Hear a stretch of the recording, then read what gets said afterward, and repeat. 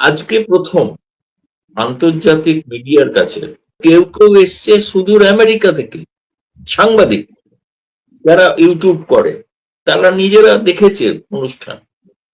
এবং যেটা শুনুন, পশ্চিমা সংবাদ মাধ্যম তারা তাদের বক্তব্য হচ্ছে যে এখন তারপরেও প্রশ্ন চলেছে কেউ, আচ্ছা ভিডিওতে তো এলেন না। আচ্ছা যদি ধরুন প্রথম কথা ভিডিওতে এসে যান, তাহলে তারপরে কি আপনার দাবি আছে? তিনি কেন দাঁড়িয়ে গান গাইছেন না? তাই তো অদ্ভুত কথা। দরকার হলে আপনাদের সমস্ত সন্দেহ নিরসন হবে, কোনো অসুবিধা নেই। তার যেটা ঘোষণা ছিল সেটা আজকে প্রকাশ্য সাংবাদিক বৈঠক করে তিনি তার একটা পুনরুক্তি করেছেন। বাংলাদেশের এর মধ্যে সাকিব আল হাসান ওখানে প্রেস কনফারেন্সে উপস্থিত ছিলেন। তার বাড়ি মাগুরাতে, সেটা আক্রমণ হয়েছে আমরা খবর পাচ্ছি, একাধিক সোর্সে খবর পাচ্ছি। পেট্রোল বোমা ফেলা হয়েছে, জ্বালিয়ে দেওয়া হয়েছে, এরকম শুনেছি। একরকম জঙ্গি হামলা স্টাইলে মব করা হয়েছে। আমি একটু আপনার কাছে জানতে চাই, এই যে প্রোগ্রামটা হলো এটার তাৎপর্যটা আসলে কি? মানে এটা তো একটা একটা এফেক্ট তো আছে। কেন হঠাৎ করে তিনি আসলেন, একটা প্রেস কনফারেন্স বক্তৃতা দিলেন, আবার ঘরে গিয়ে ঘুমিয়ে গেলেন? ব্যাপারটা তো এরকম হওয়ার কথা না। আমি একটু ভেতরের মাঝে যেটা কি আছে আমি একটু আপনার দৃষ্টিকোণ থেকে জানতে চাই, যারা প্রথম লাইনে। এখন আমি সরাসরি সেই ফরেন করেসপন্ডেন্ট ক্লাব থেকে জাস্ট এসে পৌঁছালাম। ফলে সেখানে যে আয়োজন অভূতপূর্ব, সমাবেশ অভূতপূর্ব, কেবলমাত্র ভারতীয় নয়, যারা বিদেশি গণমাধ্যমে থাকেন, কাজ করেন, তাদের সকলের প্রায় সকলেই পশ্চিমা গণমাধ্যমে সকলেই উপস্থিত ছিলেন। New York Times, Wall Street journal, Deutsche well, যারা প্রশ্নও করেছেন। ফলে আপনার কথার সঙ্গে আমি প্রথমে একটা কথা একটু আপত্তি করব, যে তারেক রহমানের খবর নিশ্চিহ্ন ছিল না। তিনি লন্ডন থেকে ভাষণ দিতেন, বসুন্ধরা গ্রুপের কাগজে, আমি দীর্ঘকাল প্রথম আলো কাগজেও দেখেছি তার রিপোর্ট, ভাষণ প্রকাশিত হয়েছে। তিনি টিকিট ডিস্ট্রিবিউশন করেছেন লন্ডন থেকে বসে, এবং তাই অনুযায়ী তিনি টিকিট বাছাই করেছেন। প্রত্যেকটা সংবাদ ছাপা হয়েছে, এবং এ বিষয়ে আপনার এই বক্তব্যের সঙ্গে আমি আদৌ একমত নই। শেখ হাসিনার সময় যে গণতন্ত্রের যে সাংবাদিক স্বাধীনতা ছিল, সেটা ইউনূস আসার পর থেকে বিলীন, সেটা আজও তার কন্টিনিউশন চলছে। এবং আজকে প্রকাশ্য সমাবেশে এক জায়গায় যেরকম জাদুঘর ইউনূসকে দেখতে পেলেন, ইউনূসের প্রচ্ছন্ন প্রশাসন, তার শাসন চলছে বাংলাদেশে। সুতরাং ওই বক্তব্যের সঙ্গে আমি একমত নই।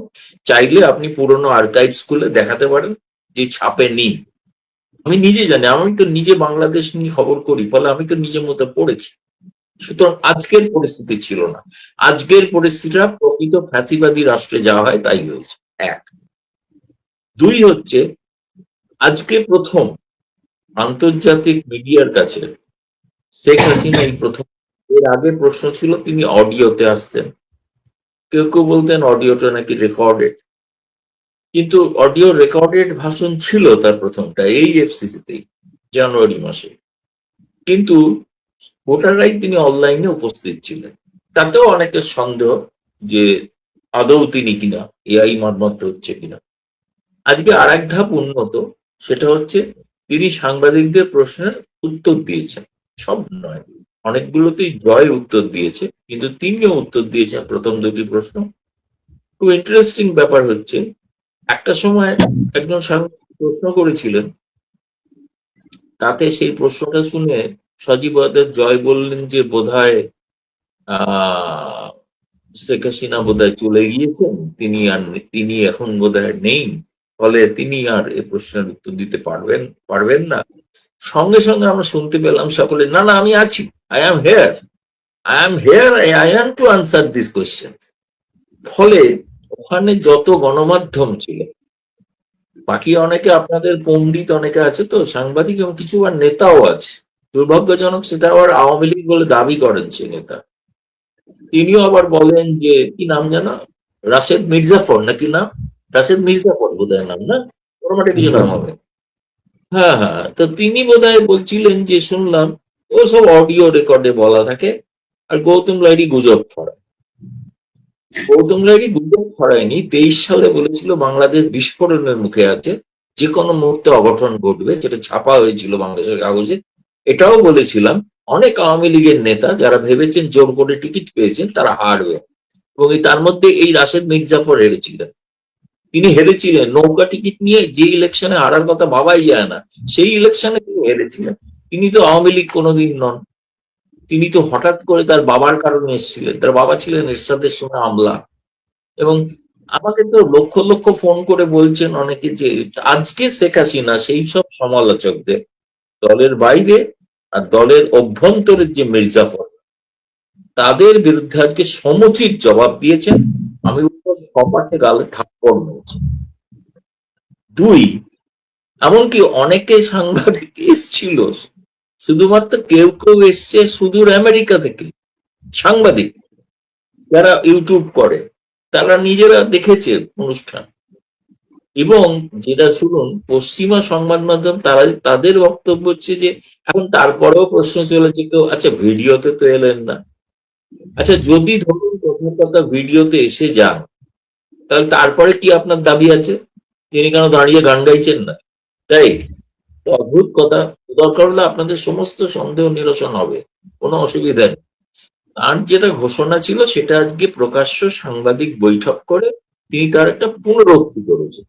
আমি ওই প্রসঙ্গে যাচ্ছি না যে বর্তমান বাংলাদেশ সরকারের অবস্থা কি দাঁড়িয়েছে না, স্বাভাবিক সেগুলো বলার কথা, সেগুলো তিনি বলবেন, সেগুলো রাজনৈতিক বক্তব্য, সেটা তো তার বলতেই হবে।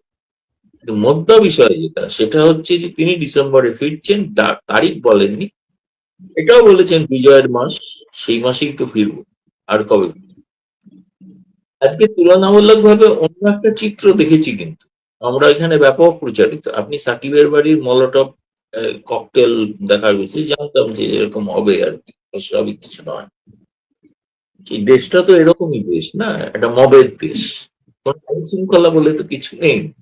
আমি তো বলছি ইউনূসের বর্ধিত প্রশাসন চলছে। তৃতীয়ত, আপনি দেখুন আজকে তো আপনাদের জুলাই বিপ্লব পালিত হয়েছে, সেই অনুষ্ঠানে কি ঘটেছে সেটা কি আপনারা দেখাতে পারছেন? তো আমরা খুবই দেখছি ভিডিও। খুবই লজ্জাজনক ঘটনা ঘটেছে বিদেশি সব ফরেন ডিপ্লোমেটদের সামনে। এই যে রাষ্ট্রপতির যে ভাষণ, সেই ভাষণে তিনি যেভাবে সমালোচনা করছেন যারা অশান্তি তৈরি করেছে, এবং সমস্ত বিদেশি রাষ্ট্রদূতেদের সেই মিটিং হল ছেড়ে চলে যেতে হয়েছে। আমি তো দেখলাম ভারতীয় হাই কমিশনারও ছিলেন দীনেশ ত্রিবেদী, তিনিও দেখলাম ছিলেন। যেতে গিয়ে একটু হোটেলও গেলেন। ফলে এটাও দেখেছি আর এই দৃশ্যও দেখেছি, দুটোর মধ্যে আকাশ পাতাল পার্থক্য। একটা যদি আইডিওলজিক্যাল কমিটমেন্ট থাকে, যেখানে কোনো মব কালচার নেই, যেখানে সুষ্ঠু গণতন্ত্রের কথা বলা হয়, তার একটা পরিবেশ আজকে আমরা দিল্লিতে ফেডারেল ফরেন করেসপন্ডেন্ট ক্লাবে দেখেছি। আর একটা দেখলাম আপনাদের ওখানে রাষ্ট্রপতির বাসভবনে। কি কাণ্ড বলুন! মনে হচ্ছিল যে তাকে তো মানে, যাই হোক সে প্রসঙ্গ বাদ দিই। আপনি যেটা বলছেন তাৎপর্য, তাৎপর্য হচ্ছে এটাই, শেখ হাসিনাকে ঘিরে যে বিভিন্ন রকমের অপপ্রচার চালানো হচ্ছিল, তার অপপ্রচারে তিনি আজকে স্বয়ং জবাব দিয়েছেন। এবং এই প্রথম মা এবং সন্তান পুত্র একযোগে এক মঞ্চে উপস্থিত ছিলেন। সজীব ওয়াজেদ জয় আমেরিকা থেকে ছিলেন, আর শেখ হাসিনা দিল্লিতে তিনি যেখানে আছেন, যে বাসস্থানে আছেন, সেখান থেকেই যোগ দিয়েছে। কারুর মনে আমাদের এখানে যদি কেউ সমালোচকও থাকে, শেখ হাসিনা সবাই যে আমি বলবো প্রশংসক তা নয়, সমালোচকও আছে, তারাও দেখেছেন, তারাও বিশ্বাস করেছেন যে না, শেখ হাসিনা এটা শেখ হাসিনাই বলছেন। এবং বলছেন শুধু নয়, তার যে স্বভাব সিদ্ধ ভঙ্গিতে তিনি যেভাবে হেসে ওঠেন, যেভাবে হাসেন, যেভাবে প্রতিক্রিয়া দেন, রিয়াক্ট করেন, সেগুলো করেছেন, সেগুলো তো বিশেষ করে বাংলাদেশি আহ মানুষ তো, বাংলাদেশি যারা অভিজ্ঞ, আজকে নিশ্চয়ই আপনাদের গোয়েন্দাদের ঘুম নাই, সকাল থেকেই হয়তো তাদের এই নিয়ে দেখতে হচ্ছে, এবং দেখেছেন তারাও, সব নেতারাও দেখছেন, আমি জানি গোপনে দেখছেন। ফলে এটাই আপনার, এরপরে আপনি বলুন এরপরে আর কি প্রশ্ন। হ্যাঁ, ওই এটাই শেষ কথা যে হ্যাঁ, ডিসেম্বরে ফিরবেন, এটা আবার সকল সাংবাদিকের সামনে তিনি পুনরায় ঘোষণা করলেন, তাতে তার যাই হোক। দাদা, আপনি আপনার কথা প্রসঙ্গ ধরে বলি, আপনি যে 23 সালে বাংলাদেশ অঘটনের কথা বলেছেন, এখন এই 26 সালে এসে কি আবার কোনো অঘটনের আশঙ্কা করেন কিনা বাংলাদেশ নিয়ে? আপনার কি এই ধরনের কোনো ভয় আছে? অঘটন না, বাংলাদেশ আবার গণতান্ত্রিক পথে ফিরছে। তার শুভ সূচনাটা আজকে এই জুলাই 5ই আগস্টে দেখলাম। আমি বলেছিলাম আপনাকে অনেক কাল আগে যে আগস্টে কিছু ঘটবেই। সেই আগস্ট থেকে ঘটাটা শুরু হলো, এবং শুরু হলো মানে তার যাত্রা শুরু হলো। এখন যদিও এটা একটা আওয়ামী লীগের জন্য শোকের মাস, কিন্তু এই আগস্টেই তো শেখ হাসিনার উপরে প্রাণহানি ঘটেছিল, তাই না? 19 বার হয়েছিল, তার মধ্যে 21শে আগস্ট গ্রেনেড হামলা। এবং তখন যারা ক্ষমতায় ছিলেন সেই দলই আজ ক্ষমতায় আছে। তাহলে অঘটন আমি তো নিশ্চয়ই ঘটবে। আপনি যেটাকে অঘটন বলছেন, আমি অঘটন বলছি না। আমি বলছি বাংলাদেশে আবার গণতন্ত্রের চাকা ফিরছে, এবং অগণতান্ত্রিক ব্যবস্থার অবসানের একটা সম্ভাবনা দেখা দিয়েছে, আশার আলো দেখা দিয়েছে, এইটাই বলতে পারি। আমি কোনো অঘটন দেখছি না। যেটা ঘটনা উচিত, যেটা স্বাভাবিক, সেটাই ঘটতে পারে এবং ঘটতে চলেছে। কিন্তু শেখ হাসিনা নিজেই তো একটা সময়সীমা দিয়েছেন ডিসেম্বর, তাই না? সুতরাং তার আগেই ঘটে যাচ্ছে কিছু, কিন্তু ঘটাটা শুরু, তার লক্ষণগুলো স্পষ্ট। যে ডিসেম্বর পর্যন্ত আমরা দেখি, অপেক্ষা করি। দাদা, আমি আরেকটু আরেকটা প্রসঙ্গে যাওয়ার আগে একটু দর্শকদেরকে ধন্যবাদ জানাতে চাই। আজকেও সর্বাধিক সংখ্যক দর্শক, প্রায় 1,500 দর্শক লাইভ ভিউতে আছে, যুক্ত আছেন আমাদের সাথে। তাদেরকে একটা ছোট ধন্যবাদ জানিয়ে, বাংলাদেশ সরকার রিকোয়েস্ট করেছিল ইন্ডিয়াকে যেন শেখ হাসিনা এই প্রোগ্রাম করতে না পারেন। আমরা সরাসরি যদি বুঝি, কারণ একটা সরাসরি দিনেশ ত্রিবেদীকে বাংলাদেশের পররাষ্ট্র উপদেষ্টা তিনি বলেছিলেন, এবং এরপর এটা নিয়ে পররাষ্ট্র প্রতিমন্ত্রী কথা বলেছেন। আপনার কি মনে হয় না এটা এই দুই দেশের সম্পর্কে কোনো প্রভাব ফেলতে পারে? এবং সামনে যেহেতু ব্রিক্স এর টাওয়ারটা এখনো ঝুলে আছে প্রধানমন্ত্রী তারেক রহমানের, এটা কোনো এফেক্ট করতে পারে কি মনে করেন আপনি? না, দেখুন, শেখ হাসিনার উপস্থিতি এবং ভারতের উপস্থিতি, সে ব্যাপারে ভারত সরকার স্পষ্টই এর আগে খলিলুর রহমানকে জানিয়ে দিয়েছিলেন, তিনি যখন এসেছিলেন। এবং খলিলুর রহমান সেই রেকর্ড, সেটা ট্রান্সক্রিপ্টও আছে আমার কাছে, তিনি যে সাংবাদিকদের কাছে বলেছিলেন যে শেখ হাসিনা আছেন, এটা আমরা জানি, মেনে নিয়েছি, এবং সেটা ছাড়াই কিন্তু আমাদের সম্পর্কের উন্নতি হতে পারে। সেটা কিন্তু খলিলুর রহমান নিজে বলেছিলেন সেই ব্রেকফাস্ট মিটিং, সম্পাদকদের সঙ্গে ব্রেকফাস্ট। ফলে হঠাৎ এখন শেখ হাসিনা এখানে থাকলে তো এই ধরনের কাণ্ড করবে, ভারত সরকার তো জানিয়েছে, এ ব্যাপারে আমাদের কোনো ভূমিকা নেই। আমরা একটা প্রাইভেট মিডিয়া অর্গানাইজেশন, তারা শেখ হাসিনাকে আমন্ত্রণ জানিয়েছে, আর এবং তাও আবার কি বিদেশি সংবাদ মাধ্যম, তাদেরকে কি করে ভারত সরকার না করবে যে আপনারা এটা করতে পারবেন না, আর শেখ হাসিনাকে বলে দেবে যে আপনি কি বলবেন? সেটা তো সম্ভব না বলা, না? এটা আপনি তো বাংলাদেশেই দেখতে পাচ্ছেন, সকালবেলায় নেতা রিকোয়েস্ট করার পরেও হাঙ্গামা থামছে না, এবং রাষ্ট্রপতি বললেন নেতার কথাটাও তো শোনেন না, তাই না? তো সেই বাংলাদেশ শোনে না, সেখানে হঠাৎ এখানে ভারত সরকার তাকে নির্দেশ দেবে এটা এটা বলবেন, অমুকটা বলবেন না, এটা হয় কখনো নাই। তিনি যাবার এটা বলে দিয়েছে ভারত সরকার, হ্যাঁ তিনি হয়তো অনেক রাজনৈতিক বক্তব্য রাখতে পারেন, সেটার সঙ্গে আমরা সহমত, এটার সঙ্গে আমরা সহমত।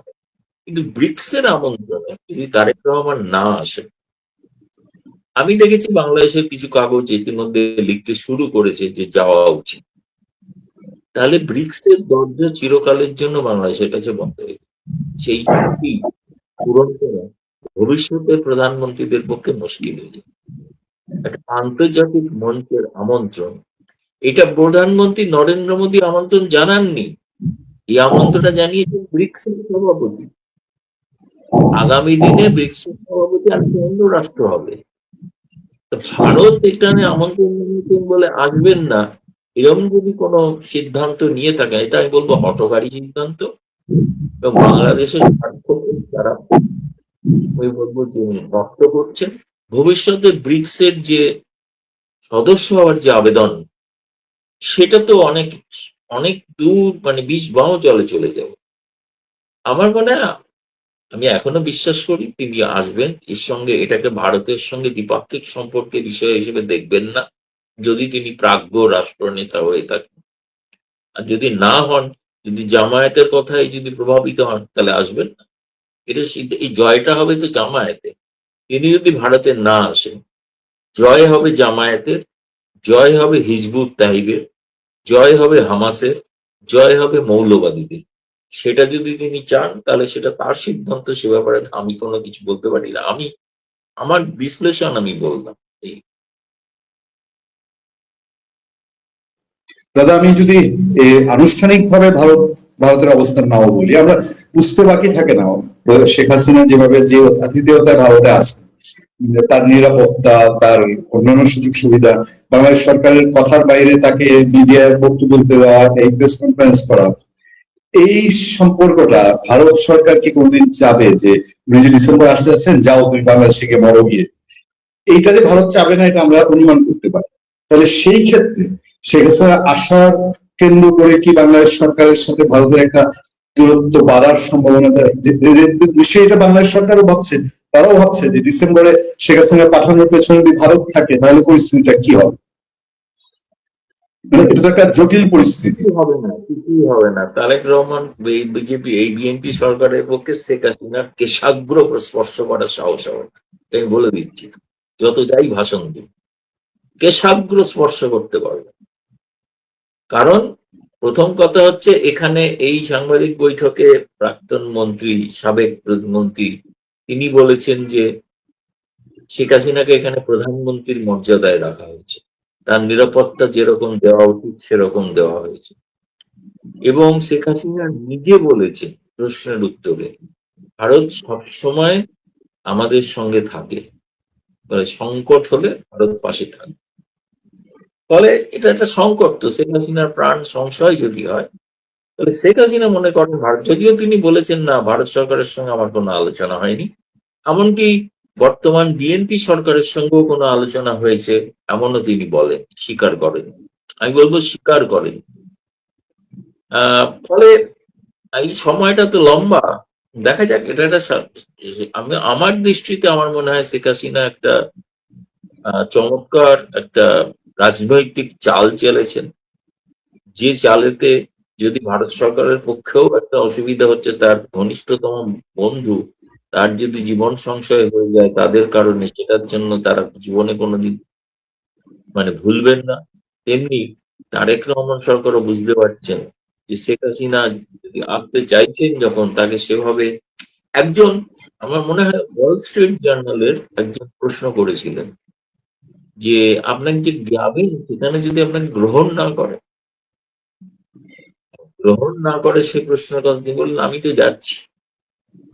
গ্রহণ করা না করা, প্রত্যাবর্তন কি বন্দি প্রত্যর্পণ, কোনো বিষয়ে তো আমি ভাবছি না, আমি তো নিজেই সিদ্ধান্ত নিয়েছি যাবো। আমি জানি যে আমার জীবনের উপর এতবার হামলা হয়েছে, আর একবার হবে, হয় বাঁচতে পারি নাহলে মরতেও পারি, কিন্তু মানুষের পাশে যাবো। উনি বলেছেন প্রধানমন্ত্রী হওয়ার জন্য যাচ্ছি, আর এটাও বলেছেন যে আমি সেখানকার মানুষের পাশে থাকার জন্য যাচ্ছি। কোন রাজনীতি, তিনি চেয়েছেন আরো একটা কথা বলেছেন ইম্পর্টেন্ট, সেটা হচ্ছে সময় সংঘাত এড়িয়ে একটা রিকনসিয়েলেশন হয়, মানে প্রতিশোধ নয়, প্রত্যেকের রাজনৈতিক স্পেস দেওয়ার মতো একটা আলাপ আলোচনা শুরু, সেটা একটা অন্যতম উদ্দেশ্য এই তার ঘোষণা। এটা তাৎপর্য। দাদা, সবশেষ একটা অবজারভেশন আপনার সামনে তুলে ধরি। আমার মনে হয় যে সরি, নিষিদ্ধ জিনিসের প্রতি মানুষের আগ্রহ যেমন বেশি থাকে, বাংলাদেশ থেকে যখন এই প্রোগ্রামটা নিষিদ্ধ, যে আমরাও বলতে পারছি না আমরা কি ভাষণ দিয়েছে সেই কথাটা আমরা প্রচার করতে পারছি না, কিন্তু ওই যে আমি শো চলাকালীন সময় শুনলাম অন্যদের ফেসবুক পোস্ট দেখছি যে 1 কোটির মতো ভিউ হয়ে গেছে। এবং বাংলাদেশের ভেতর থেকে শফিকুল আলম, ওই যে ইউনুসের প্রেস সচিব, তারপর আপনার সোহেল তাজ, শেখ হাসিনা খুব সমালোচনা করে এখন, তারপর আপনার শিশির মনির, জামাতের অ্যাডভোকেট, এদের মতো লোক, জামাত, বিএনপি, আওয়ামী লীগ সব সাইডের মানুষেরই আজকে একটা আগ্রহ তৈরি হয়েছে শেখ হাসিনা কি বলে শুনি। এই লাভটা বোধ হয় এই প্রেস কনফারেন্সটা করে দিয়েছেন ডক্টর জাহিদ সাহেব, কারণ উনি নিষেধাজ্ঞাটা নিশ্চিত করেছেন, ফলে এই লাভটা হয়েছে। কি মনে করেন আপনি? না, আপনি যেটা বললেন সেটা 1 কোটি না, আমি পরবর্তীকালে দেখলাম একটা ফেসবুক থেকে 15 কোটি ভিউ হয়েছে। শেখ হাসিনা যেটা অডিও ভাষণ ছিল জানুয়ারি মাসে, এটা 12 কোটি মানুষ শুনেছিলেন, আর আজকের এটা নাকি 15 কোটি। সেটা সত্য মিথ্যা আমি পরে বলতে পারবো না, কিন্তু এটা আমি ফেসবুক থেকে আমিও দেখেছি। ফলে আমার বক্তব্য হচ্ছে শেখ হাসিনার রাজনৈতিকভাবে যেটুকু করার ছিল সেটা তিনি করতে পেরেছেন, এবং সেই হিসেবে যদি বলেন, যদি ফুটবলের ভাষায় যদি বলেন, তাহলে বলবো আজ শেখ হাসিনা আপাতত 1 গোলে এগিয়ে। থ্যাংক ইউ দাদা, আজকের অনুষ্ঠান আমি আর দীর্ঘায়িত করবো না, ভালো থাকবেন আপনি। আপনাকে দেখে একজন দর্শক প্রশ্ন করলো যে আমি আপনাকে ড্রেসটা চেঞ্জ করার সময় দেইনি, তো দুঃখিত সেই জন্য। ভালো থাকবেন, সুস্থ না থাকবেন, নমস্কার। না না না না না, আমি ড্রেস চেঞ্জ করেছি, অন্য একটা ড্রেস পরেছি। এই ড্রেসটা কারণ ওটা সারাদিন যেটা পরেছিলাম সেটা পরে নি, সেটা চেঞ্জ করেছি বাড়ি। ধন্যবাদ।